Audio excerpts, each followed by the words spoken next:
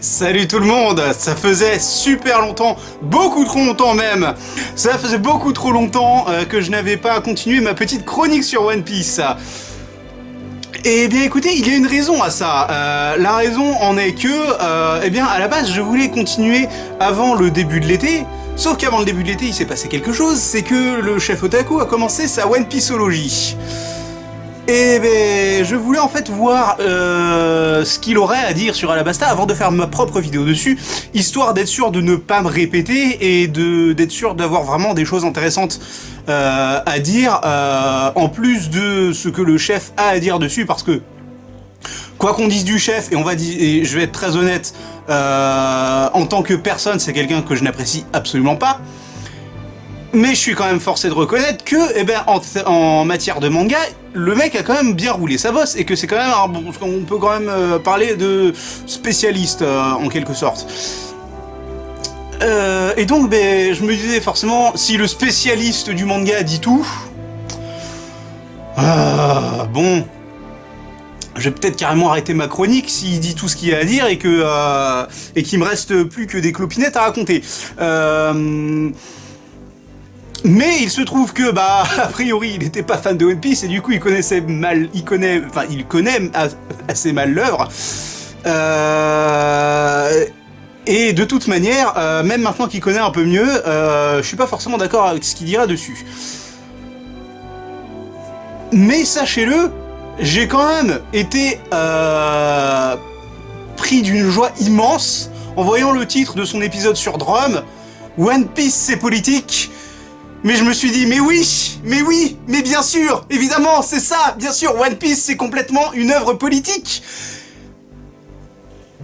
Même en cherchant en anglais, je vous jure, le chef est la seule personne que j'ai jamais vue sur Internet, enfin en tout cas sur YouTube, parler de One Piece sur un angle politique, ne serait-ce qu'un minimum.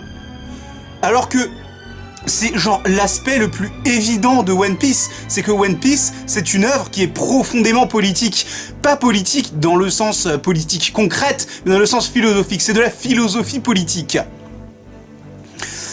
Et justement, en parlant de philosophie politique, eh ben, figurez-vous qu'une grande figure de la philosophie politique, peut-être même la plus grande actuellement qui existe dans l'histoire de l'humanité, en tout cas une des plus grandes, c'est Nicolas Machiavel.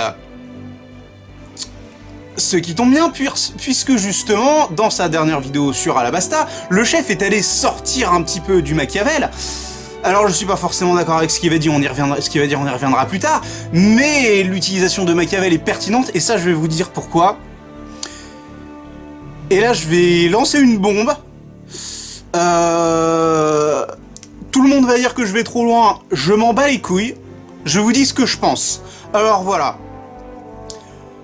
C'est pertinent de sortir du Machiavel, enfin c'est intéressant de voir que le chef a ressorti du Machiavel en parlant de One Piece, parce que pour moi, Eiichiro Oda, qu'on appellera désormais Oda Sensei, parce que quand on se mettra à parler de l'animé, des musiques et tout ça, il y a un mec qui s'appelle Konosuke Uda, et si je dis juste Oda et Uda, on va confondre, donc on va l'appeler Oda Sensei, notre cher Eiichiro Oda. Je pense que Oda Sensei et le Machiavel du XXIe siècle. Et que One Piece va être amené un jour ou l'autre à devenir une œuvre majeure de la culture de l'humanité dans son ensemble. Je suis très sérieux en disant ça. Je sais qu'il y en a beaucoup qui vont dire que je vais trop loin. Mais bah écoutez, vous pouvez bien dire ça si vous voulez, dire que c'est qu'un manga, que ça n'a aucun intérêt. Moi j'ai très envie de vous dire d'y regarder de plus près parce que si tu creuses vraiment profondément, croyez-moi, One Piece c'est pas n'importe quelle œuvre sortie du chapeau de Joel Clodo, auteur de romans à la pisse. Et Oda Sensei, c'est vraiment pas le premier pecno venu si vous voulez. Donc, pour moi, c'est clair et net, un jour One Piece sera reconnu comme une œuvre majeure de la culture humaine dans son ensemble. Cela étant dit, on va entrer plus dans le vif du sujet. Alors c'est parti, Alabasta, leçon de politique royale.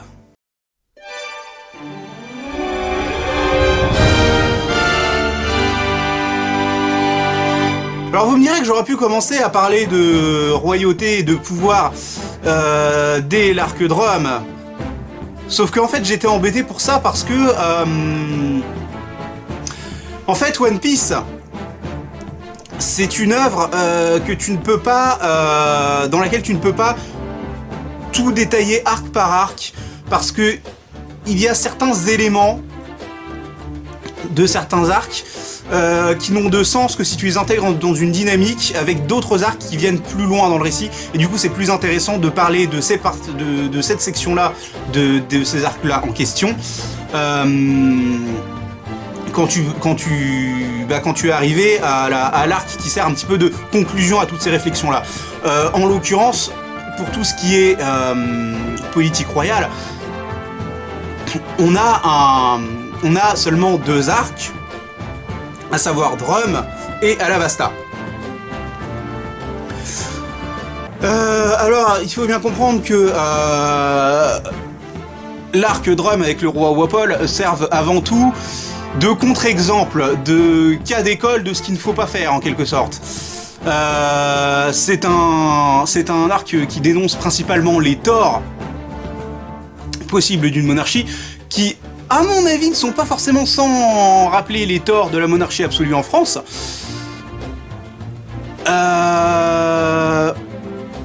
Peut-être en ajoutant quelques éléments, comment dire, tirés à diverses tyrannies et autres dictatures qui ont lieu lors de l'histoire de l'humanité. Globalement, on prend l'archétype du pouvoir tyrannique dans Drum. On a un roi qui est là, qui se considère comme tout puissant, qui est persuadé d'être une sorte d'élu, on sait pas trop de quoi. On pourrait dire un élu des dieux, mais il n'y a pas vraiment de religion dans One Piece, en tout cas pas que je sache.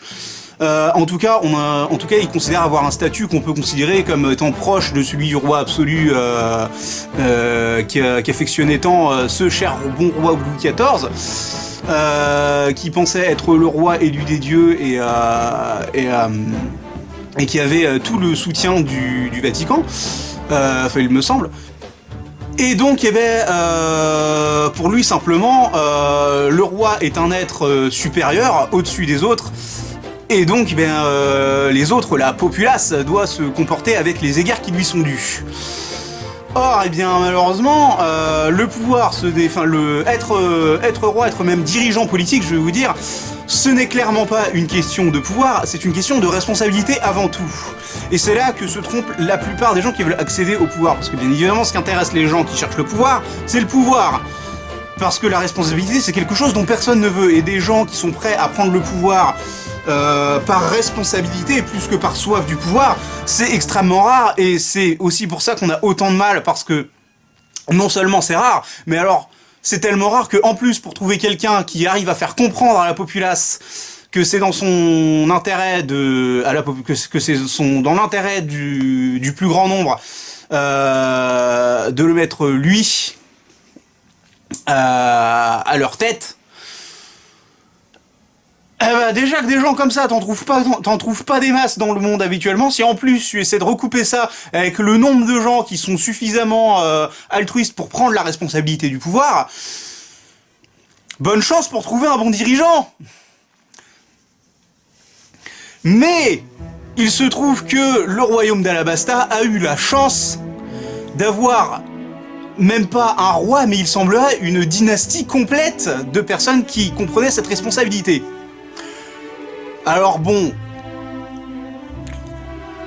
on va pas dire que c'est improbable, tout simplement pour une raison simple, c'est que c'est aussi une question d'éducation. Je veux dire, quand tu nais dans la famille qui dirige le pays, et que pendant toute ton enfance, on te dit que ton rôle, c'est d'être quelqu'un de responsable pour le bien des gens que tu diriges, on peut comprendre comment une dynastie entière peut devenir intégralement une dynastie de bons monarques. Ça laisse d'ailleurs poser la question de quelle éducation a reçu Wapol, parce que on sait également que le père de Wapol était un bon roi lui aussi. Peut-être qu'il était trop pris par ses responsabilités pour donner une éducation correcte à son fils. Ce n'est pourtant pas le sujet ici, on va revenir sur Alabasta et là, on va creuser un petit peu dans la vidéo du chef, qui globalement nous explique que Cobra est un bon roi, que Cobra est un mauvais roi qui se trompe dans sa manière de diriger son pays. Et pour ça, il nous sort des concepts tirés du machiavélisme. Alors, le machiavélisme, qu'est-ce que c'est ? Eh bien, c'est une idéologie quelque part, pas seulement une idéologie, mais aussi un concept qui a été tiré de l'œuvre de Nicolas Machiavel, plus précisément du Prince, il me semble, enfin de son œuvre Le Prince, et qui stipule que, en gros, quand tu veux le pouvoir ou quand tu as limite besoin du pouvoir et quand tu sais quoi faire du pouvoir, il ne faut reculer devant rien pour l'obtenir et le garder. Alors, l'idée est intéressante en soi, seulement voilà, je trouve que le machiavélisme n'est pas unanimement accepté comme une idéologie à suivre, et que globalement l'interprétation de l'œuvre de Machiavel ne fait aucun consensus dans le monde philosophique, ni même dans le monde en général, je dirais. Il y a énormément d'interprétations différentes de l'œuvre de Machiavel. Il y en a qui pensent que, il y en a qui sont en accord avec ce qu'il dit, il y en a qui sont en désaccord avec ce qu'il dit.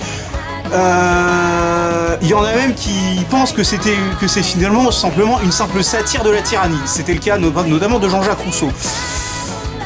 Tout ça pour vous dire que, étant donné qu'il n'y a aucun consensus sur les enseignements qu'il y a à retenir de l'œuvre de Machiavel,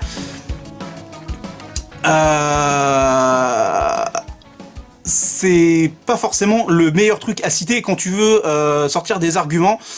Globalement, les arguments du chef, c'est que Cobra est un roi faible parce que il n'a pas été capable d'agir. Alors, ça, comment dire ? Déjà, pour commencer, c'est pas totalement vrai. Simplement, je dirais qu'il a été un peu, pas un peu, qu'il a été totalement perdu dans les événements qui lui sont arrivés sur la gueule, et que il a pas forcément su les gérer avec la rapidité qui s'imposait. Mais ça veut pas dire qu'il a rien fait. Ça veut juste dire qu'il a pas été assez vif dans ses décisions. Déjà, pour commencer, le fait même que Vivi se soit infiltré dans Baroque Works est une preuve que, bon, pas forcément le roi Cobra en lui-même, mais en tout cas le pouvoir monarchique d'Alabasta n'est pas resté sans agir. Déjà, on sait que Vivi a obtenu quelques renseignements lui permettant de savoir qu'il y avait un complot à l'encontre de son père. Et même si quelque part c'est elle qui a insisté pour s'infiltrer dans Baroque Works, clairement Cobra était d'accord, et s'il n'a entrepris aucune autre mesure, c'est que il n'y avait pas forcément d'autres mesures à faire que d'envoyer des espions dans l'organisation qui essaie de te détrôner. Alors le fait qu'il ait laissé sa fille, qui en plus doit prendre sa succession, y aller par elle-même, effectivement c'est quelque chose de discutable. Mais à sa décharge, Vivi est une jeune fille extrêmement têtue, et j'imagine qu'elle lui a pas vraiment laissé le choix, et que quand bien même il aurait refusé, elle y serait allée en scred.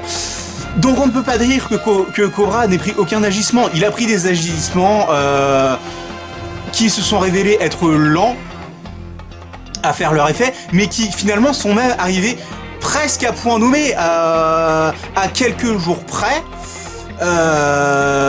L'affaire aurait été pliée bien plus facilement, parce que, encore une fois, là où on ne peut pas dire que Cobra n'a rien fait et n'a pas agi dans l'intérêt de son pays, c'est que à partir du moment où il a appris que c'était Crocodile qui était à la tête de Baroque Works, sa réaction a été immédiate.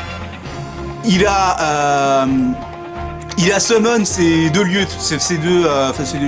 combattants, Chaka et Pell, et il leur a dit: vous me réunissez l'armée, vous la préparez, demain on part en campagne, on va niquer sa gueule à Crocodile.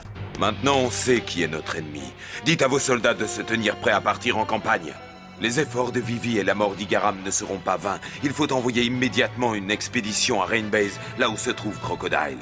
Mais votre majesté, ce n'est pas raisonnable. Vous savez comme moi que Rainbase se trouve beaucoup trop loin d'ici. Et en plus de ça, une grande partie de la population soutient Crocodile. Je crains même que la majorité de vos sujets soit de son côté. Il faut vaincre Crocodile, quoi qu'il en coûte. Même si nous sommes tués dans la bataille, le peuple saura bien rebâtir une nouvelle nation. Cela n'aurait aucun sens d'affronter l'armée rebelle. C'est Crocodile, lui seul qui sortirait vainqueur de ce combat. Votre majesté. Votre décision est prise? Écoutez-moi bien, peu importe ce que fera l'armée rebelle, la seule chose qui compte, c'est tuer Crocodile. Nous savons maintenant que notre ennemi est l'un des 7 grands corsaires. La partie ne sera pas facile. Nous allons livrer un terrible combat et beaucoup de nos hommes vont mourir. Chaka, convoque les officiers de l'avant-garde pour un conseil de guerre. Maintenant, Pell, toi tu pars en éclaireur pour espionner les lignes ennemies. Oui, sire. Je crois que nous avons sous-estimé notre roi. Il sait exactement ce qu'il fait. La bataille aura lieu demain à l'aube. Oui, sire! Je veux que toutes les troupes marchent sur Rainbase. Alors, pourquoi ça ne s'est pas fait? Ça ne s'est pas fait parce que Pell est stupide. Parce que Chaka est stupide, pardon, excusez-moi. Et parce que Pell n'était pas là. Mais Pell était parti en éclaireur, donc il a une excuse, on va dire. Ça ne s'est pas fait parce que Chaka a été complètement stupide. Parce qu'il avait des ordres. Les ordres, c'était on réunit l'armée et on va attaquer Crocodile. Mais ben, il les a pas suivis. Pourquoi? Parce que Cobra s'était fait enlever par le Baroque Works. Alors... C'est vrai, il y avait quand même toute une histoire de supercherie autour de l'histoire de Mr. Two qui s'est fait passer pour le roi et qui en gros s'est fait passer pour le roi devant la population en disant ouais en fait j'étais un bâtard depuis le début, je vous ai tous bien niqué. Je me devais d'être honnête, par contre comme personne peut l'apprendre je vais tous vous buter. Voilà, donc forcément quand t'apprends ça t'es dubitatif si tu veux, mais j'ai envie de dire que si Chaka avait eu suffisamment confiance en son roi, il aurait simplement pas prêté la moindre oreille à cette affaire et il se serait contenté de suivre le plan qui était déjà prévu, à savoir réunir l'armée et aller niquer sa gueule à Crocodile. Donc non, Cobra n'est pas un roi impuissant, c'est un roi mesuré et qui sait faire la part des choses.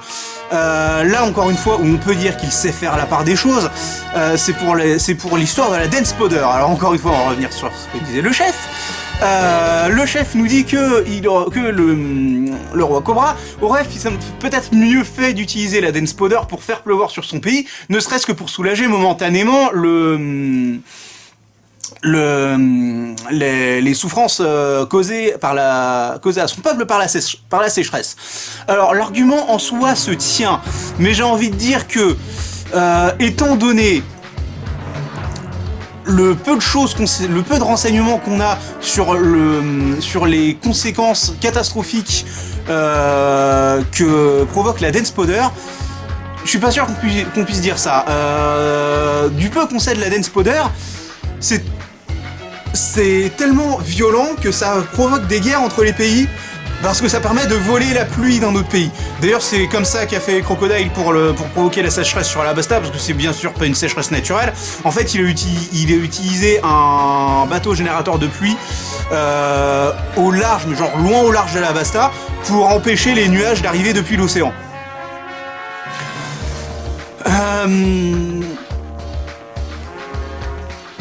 Donc, en gros, bah déjà, est-ce que la Dance Powder aura vraiment marché? J'en suis pas sûr, parce que bah, elle était déjà utilisée en fait pour empêcher la pluie de tomber. Je sais pas si ça aurait vraiment pu faire, parce que le problème de la Dance Powder, c'est que ça fait gonfler les nuages pour qu'ils pleuve plus tôt. Mais vous imaginez bien que s'il y a un navire générateur de pluie qui fait gonfler les nuages autour d'Alabasta avant qu'ils arrivent sur le pays, ça veut dire qu'il n'y a pas de nuages au-dessus du pays. Donc finalement, est-ce que la Dance Powder marcherait à grande échelle? Je suis pas sûr.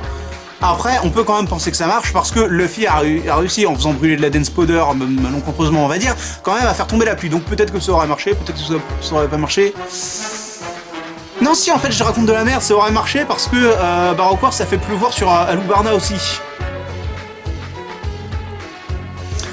Donc si, ok, ça aurait fait pleuvoir sur Alabasta, c'est vrai. Mais déjà, d'un côté, faire pleuvoir sur une ville du pays aurait probablement volé la pluie aux autres villes. Ça aurait pu remonter aux oreilles du gouvernement mondial, et le gouvernement mondial aurait peut-être pu demander à Cobra de simplement d'abdiquer et vouloir mettre quelqu'un d'autre au pouvoir. Ce que Crocodile avait peut-être prévu, parce que peut-être que dans son plan il avait aussi prévu que si Cobra utilisait la Dance Powder, il pourrait genre aller en faire état discretos auprès du gouvernement. En mode oui, bah en fait il enfreint la loi, destituez-le, je veux le pouvoir, je serai un meilleur roi que lui. Vous voyez, l'idée, on peut imaginer qu'il a anticipé cette possibilité-là aussi. Alors après, il aura pu le faire en faisant simplement tomber, mais s'il avait fait ça, Cobra aurait pu démentir, vous voyez. Alors que s'il avait réussi à pousser Cobra à utiliser de la Dance Powder par lui-même, là il y aurait eu moyen de faire quelque chose, vous voyez.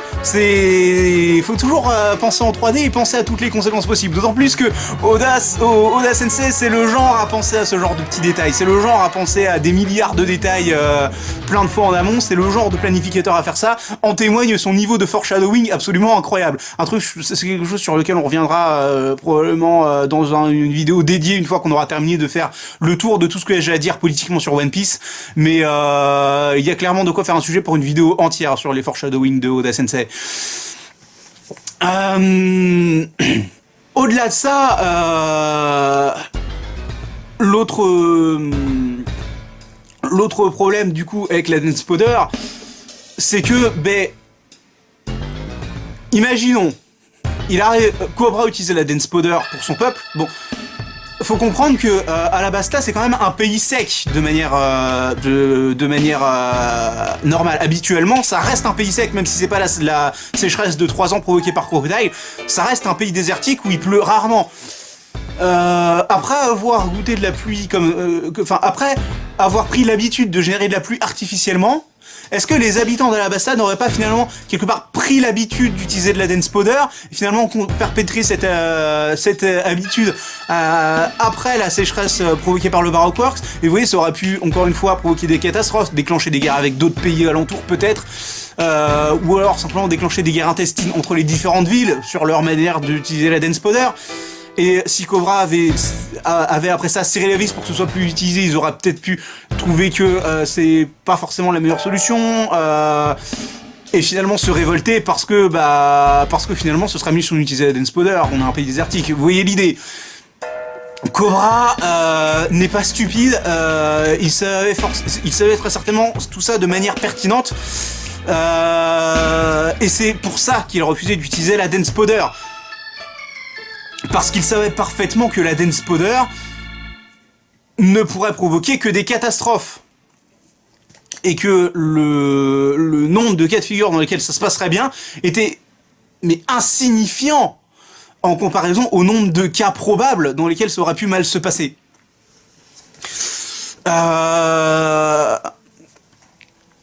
Donc oui, tout simplement, pour moi, Nefertari Cobra est un roi, mais exemplaire, et je pense que c'est ça que veut nous faire passer Oda Sensei comme message dans cet arc, enfin en tout cas comme message politique, parce que c'est pas le seul message qu'il y a dans l'arc, mais ça, disons que à la base, quand j'ai repris ma chronique il y a 2 vidéos, c'était dans l'objectif d'aborder One Piece sur un point de vue principalement politique. Et je me considère pas encore comme suffisamment connaisseur de One Piece pour vraiment aborder d'autres sujets. Peut-être que ça viendra un jour. Alors, il y a quelques autres sujets qui sont des balbutiements d'enseignement politique dans l'arc Alabasta, mais encore une fois, ce sont des trucs qui ne prendront tout leur sens et toute leur dimension que quand ils seront mis en perspective avec d'autres arcs qui arrivent plus loin. Donc pour l'instant, tout ce qui est par rapport à Marine Tashigi, le paradoxe de la justice, tout ça, on va le mettre de côté, on en reparlera plus tard. Je pense qu'on en parlera probablement quand on abordera la guerre au sommet, mais bon, ce sera vraiment pas pour tout de suite. Du coup, un truc par rapport auquel je pense, encore une fois, alors là, on va arriver sur un truc, vous allez mieux comprendre pourquoi je dis vraiment que Oda Sensei est le Machiavel du 21e siècle. C'est parce que c'est bien d'étudier Machiavel, tout ça. Maintenant, il faut comprendre un truc. C'est que Machiavel, il a vécu au début de la Renaissance. Donc, la Renaissance, c'est le 16e siècle. On est au 21e siècle. Est-ce que vous voyez un petit peu le problème? Je vais vous guider un petit peu. C'était il y a 5 siècles. 500 putains d'années. Est-ce que vous avez une idée d'à quel point le monde a changé en 500 ans? Est-ce que vous avez une idée d'à quel point les idéologies des êtres humains ont changé en 500 ans? Je vais pas dire que l'œuvre de Machiavel est intégralement périmée. Parce que ce serait faux, que c'était un visionnaire et qu'il y a des choses généralistes sur lesquelles il n'était pas forcément trop mauvais. Notamment sur certains points, et notamment sur un des principes fondamentaux qu'il semble vouloir nous sortir, qui est que quand on parle de politique, les notions de morale doivent être mises au second plan. Alors, ça doit pas être il faut pas en faire une généralité, mais en fonction des cas, ça peut s'avérer vraiment quelque chose, vraiment être une position très vraie et très réaliste, en fonction des cas. Encore de toute façon, c'est un de ces trucs qui se déterminent au cas par cas. C'est très dur d'émettre des conseils généraux sur tout ce qui touche un petit peu à la politique, si vous voulez.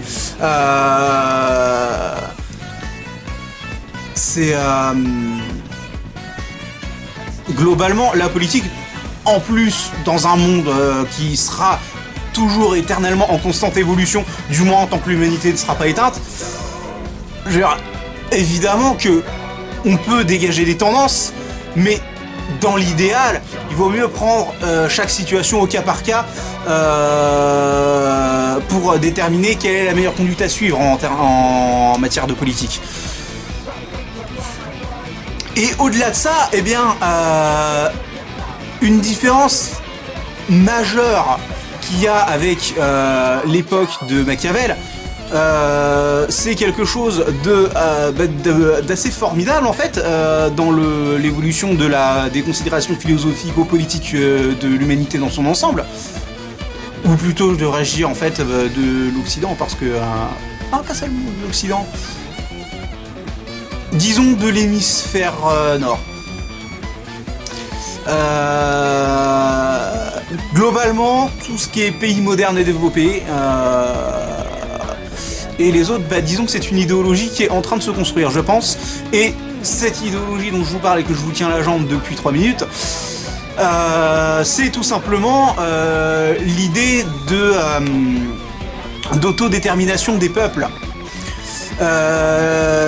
L'idée selon laquelle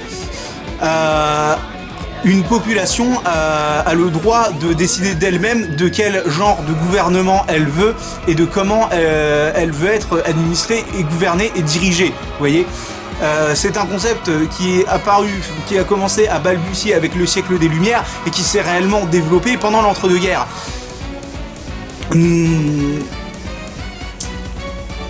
Et ben c'est la différence fondamentale qu'il y a entre...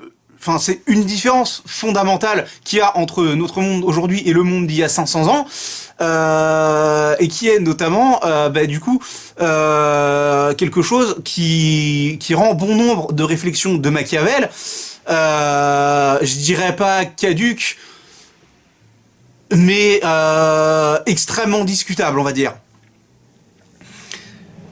Et justement, c'est là qu'intervient cet arc d'Alabasta, parce que il y a justement un questionnement qui est soulevé sur la légitimité de vouloir conserver à tout prix un pouvoir en place. C'est intéressant de voir que cette réflexion est primairement soulevé par Vivi qui se fait une réflexion à elle-même et qui est en train peut-être de changer sa manière de percevoir les choses. Eh oui, ainsi va l'histoire. Même les dynasties les plus glorieuses finissent par disparaître un jour ou l'autre. C'est comme ça. Sanji! Oh, pardon, je suis désolé, Vivi, ce n'est pas ce que je... Tu vois, c'était, enfin, une façon de parler. Ce n'est rien. En ce moment, je me pose la question, moi aussi. Qu'est-ce qu'un pays? Même si les dirigeants changent, le peuple, lui, continue à vivre de la même façon. La culture, les coutumes ne changent pas pour autant. Dans ces conditions, je me demande si cela a vraiment un sens de vouloir défendre un État. Ce n'est peut-être pas ça qu'il faut protéger, mais quelque chose de plus important.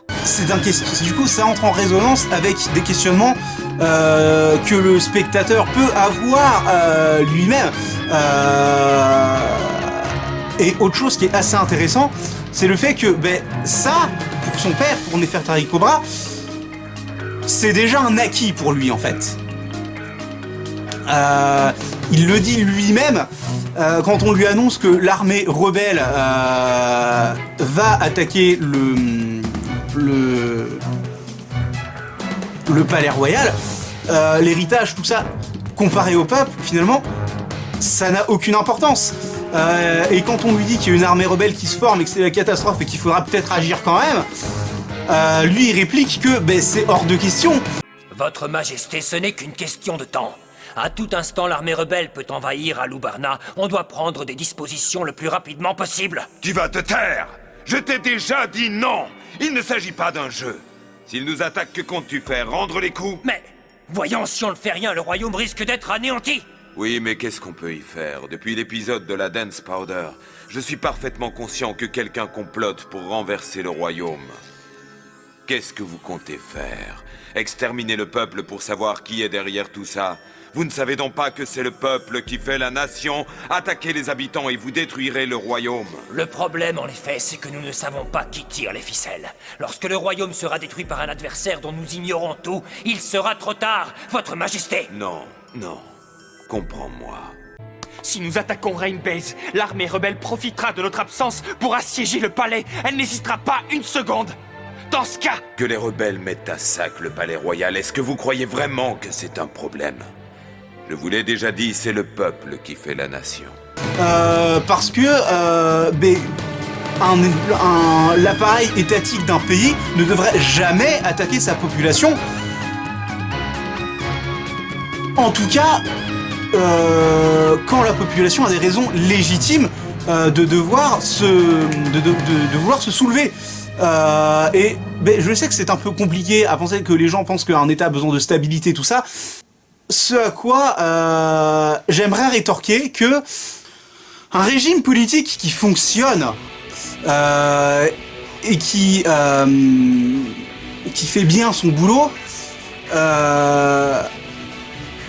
à moins d'être opposé à un complot comme c'est le cas justement à Alabasta, n'a aucune raison d'être discuté et décrié par sa population.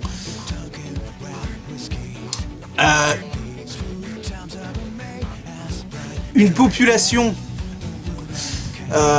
n'ira pas destituer un pouvoir qui n'a pas la capacité de faire son taf d'État correctement, à savoir veiller au bien de la population et au bien commun de manière générale. Et là, j'en sens déjà certains qui vont venir argumenter comme quoi, du coup, si le peuple a des vraies raisons si le peuple se rebelle contre Cobra, mais que le régime est stable, finalement, c'est qu'ils n'ont pas de réelle raison ils n'ont pas de raison légitime de soulever contre le pouvoir en place, contre la monarchie, et finalement que Cobra devrait les poutrer. Alors, c'est plus compliqué que ça. Parce que le problème, voyez-vous, c'est que dans la population, il y a des gens qui sont naïfs. Et en fait, tromper une population en se servant des effets de masse de la société, c'est extrêmement facile. C'est justement ce que fait Crocodile. Le problème, c'est que par moment, la population peut se tromper. Et on va être très honnête, un État qui n'est pas capable d'assurer une éducation correcte pour que sa population ne tombe pas dans le premier piège venu, comme c'est le cas avec le complot fomenté par Crocodile et Baroqueworks, bah c'est quelque part, il y a quelque chose qui a merdé quand même. Et je pense que Cobra a quand même conscience que tant qu'il n'a pas démêlé l'affaire autour du complot qui est en train de se monter contre lui, finalement c'est que il y a quelque chose qui va pas. Cela, que venez-vous faire au palais? Je vous en prie, laissez-nous voir le roi. Nous venons l'implorer de mettre fin à cette maudite guerre civile. Arrêtez! Vous ne pouvez pas passer! Laissez-nous juste voir le roi. Vous préférez qu'on meure de faim?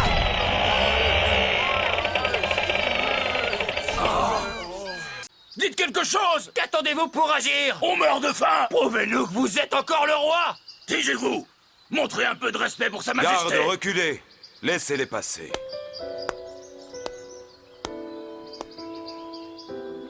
Je suis désolé. Je n'ai pas été à même de prévenir les calamités qui s'abattent sur vous aujourd'hui. Vos souffrances sont intolérables. Mais si vous désirez m'en parler, ma porte vous est grande ouverte. Je n'ai pour l'instant qu'une oreille à vous offrir, mais je ferai mienne vos complaintes et vos prières. Je vous demande encore un peu de patience. Je vous promets de faire tout mon possible pour ramener la paix dans ce pays. Oui, tout. Du sais, j'y laisser la vie. Il a conscience que quelque part, sa relative impuissance face aux agissements de Baroqueworks, impuissance qui est due non pas à un manque d'agissement de sa part, mais qui est due simplement au fait que, bah clairement, s'il y a un complot qui a pu se monter comme ça contre lui, c'est que peut-être qu'il y a une faille au niveau du renseignement, si vous voulez. Quelque part, il s'est rendu compte qu'il y avait quelque chose qu'il n'avait pas fait. On dit mieux vaut prévenir que guérir, et ben peut-être qu'il s'est rendu compte qu'il n'avait pas suffisamment prévenu les possibilités de coup d'État qui arrivaient qui pouvaient. Peut-être qu'il n'avait pas suffisamment prévu la possibilité que quelqu'un veuille le détrôner pour se considérer comme réellement légitime. Cobra doute de sa position en tant que roi, mais par contre il ne doute pas d'une chose, c'est que s'il y a un tort quelque part, ce n'est pas le tort du peuple, c'est son tort à lui, et que même s'il n'est pas sûr de savoir quel a été son tort, si le peuple veut le détrôner, c'est légitime. Ensuite, je vais ajouter à ça que même si c'est grâce à l'intervention des chapeaux de paille, quelque part, vient du pouvoir monarchique, puisque c'est Vivi qui leur a demandé de l'aide. Bon, c'est le fait que ce soit des mecs bien aussi, mais quelque part, avec les chapeaux de paille, Vivi a trouvé des renforts, si vous voulez, pour se battre contre le complot de Baroqueworks. Donc, quelque part, le fait que, à travers sa fille, Cobra ait réussi à choper des informations sur Baroqueworks et à trouver des alliés pour l'aider face à Crocodile, même si c'était un petit peu un coup de bol, légitime le fait que, finalement, Cobra est resté roi. Ses agissements, même si c'était vraiment dans une situation critique, sa décision de laisser des agents, en quelque sorte, en l'occurrence Vivi et Igaram, s'infiltrer dans Baroqueworks pour trouver un moyen de contrer la menace qui était Baroqueworks, ont porté leurs fruits. Donc quelque part, même si il s'est même s'il a fait quelques erreurs en tant que roi, notamment sur des questions de prévention de tout ce qui pouvait être complot, le fait qu'il ait finalement quand même réussi à conserver le pouvoir et que le peuple ait finalement compris et accepté que ce n'était pas lui le problème et que le problème c'était Crocodile, finalement, pour moi, c'est une preuve et un argument en faveur du fait que finalement Cobra reste légitime en tant que roi. Au-delà de ça, j'aimerais aussi ajouter que on va revenir sur Chaka. Chaka, s'il n'avait pas été, s'il avait eu plus confiance en son roi, qu'il n'avait pas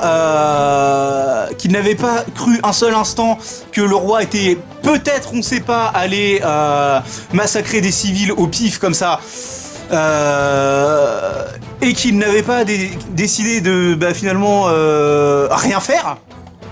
Parce que finalement, la personne qui est restée la plus passive et inactive dans cette affaire, c'est Chaka au moment où il s'est dit « Merde, attends, le roi a disparu, on dit qu'il est allé massacrer des civils, et l'armée rebelle nous attaque, je fais quoi ?»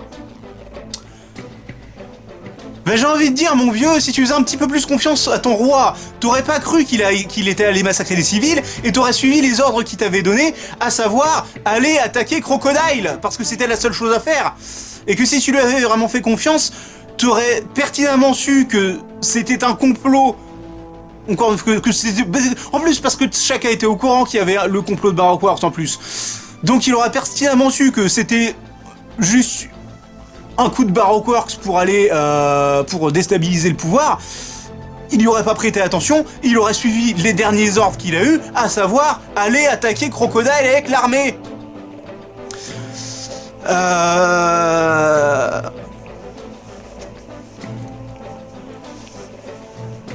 Parce que, je le répète, mais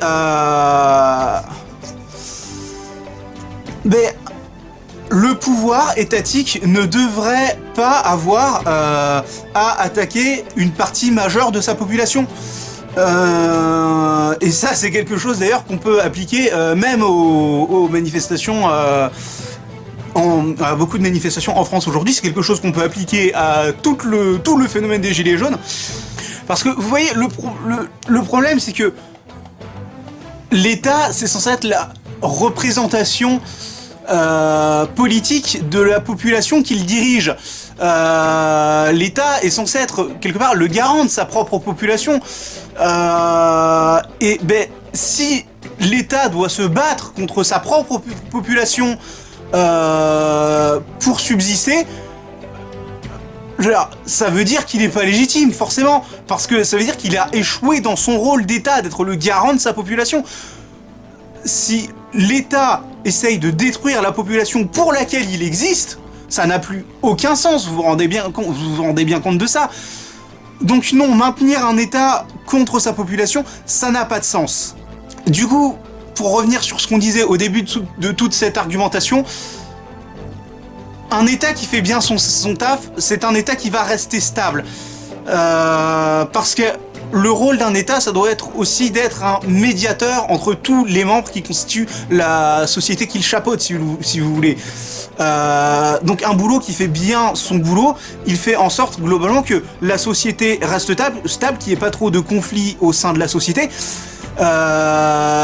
Et une société du coup qui vit en harmonie, grâce à son appareil étatique, c'est une société qui n'a pas besoin de se retourner contre son État.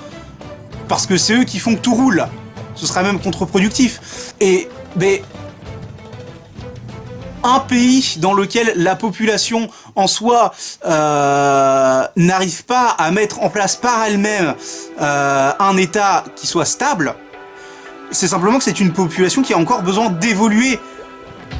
Et pour ça, elle a besoin de l'instabilité, de l'instabilité qui la caractérise. Parce que l'instabilité, pour évoluer quelque part, c'est changer en mieux. Or, le changement, ça se fait quasiment toujours dans le chaos. En tout cas, si je peux me permettre une petite référence aux alignements de Donjons et Dragons et des jeux de rôle papier en général, le chaos, c'est un petit peu la source des forces du changement. Et donc, finalement, en fait, c'est cette instabilité politique qui va permettre aux populations de changer et d'évoluer vers un modèle de pensée philosophique, étatique et politique qui sera plus stable et qui permettra à ce moment-là de mettre en place un État qui lui sera stable et fonctionnel et qui pourra rester en place. C'est pour ça que vouloir imposer notre modèle de civilisation et imposer des gouvernements stables à tous les pays d'Afrique qui sont dans l'instabilité la plus totale si on les laisse en roue libre, c'est une connerie parce que simplement ils n'en sont pas encore à un stade où ils peuvent maintenir par eux-mêmes une cohérence étatique. Ils ont besoin d'évoluer avant ça. Et leur imposer une stabilité, un ordre, ça les empêche de faire cette évolution. Ils ont besoin de cette instabilité et de ces conflits intestins pour se forger en tant que population qui pourra à ce moment-là être stable. Vous voyez à quel point on est allé loin juste en parlant d'un arc de One Piece. C'est pour ça que je dis que One Piece est une œuvre profondément politique et qui sera amenée un jour à devenir une œuvre majeure de la culture humaine en général. Parce que à partir de ces enseignements, et pas seulement en politique, mais c'est pas forcément après les enseignements sur lesquels je serai le plus calé, mais à partir des enseignements qu'on peut tirer de One Piece, on peut avoir des réflexions vraiment extrêmement poussées sur énormément de choses. Donc voilà, je pense que j'ai fait à peu près le tour de ce que je pouvais dire sur tout ce qui est politique royale dans One Piece, en tout cas pour l'instant. Du coup, je vais vous laisser là-dessus et je vous retrouverai pour une prochaine vidéo. Je sais pas quand je ferai la prochaine sur One Piece parce que en plus, le prochain vraiment gros arc que je dois traiter, c'est Skypiea et Skypiea, j'ai du mal à savoir quels enseignements on peut en tirer sur le plan politique en tout cas. Donc écoutez, en attendant, je vous laisse là. Salut à tous, c'était Doudou. Au revoir.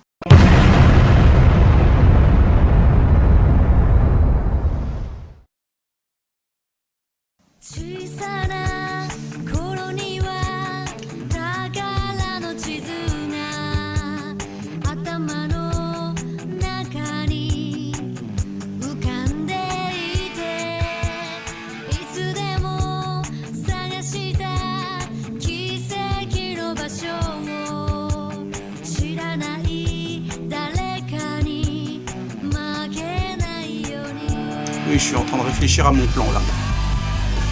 En plein milieu de la vidéo, hein, mais ça ce sera coupé au montage de toute façon. Alors, qu'est-ce que je vais dire ensuite ?